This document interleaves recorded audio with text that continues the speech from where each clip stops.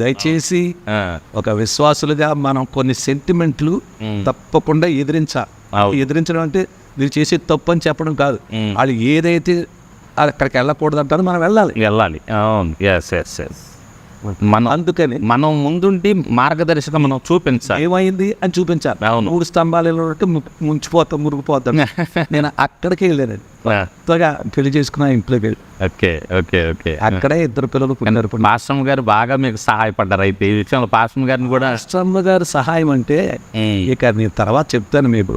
ఆమె లేకపోతే నేను లేను. అంతే అంతే. అవును, నా భార్య ఓకే. చాలా ఆఖరికి నేను జీవితంలో 2 స్త్రీలు, అసలు ప్రతి మనిషి జీవితంలో, మగవాడి జీవితంలో 2 స్త్రీలు ప్రముఖ పాత్ర. తల్లి, భార్య. మీకు ఆ 2 సపోర్టు పుష్కలంగా దొరికింది. దేవునికి స్తోత్రం. లేకపోతే నేను ఇంత స్థితిలో ఉండేవాడిని.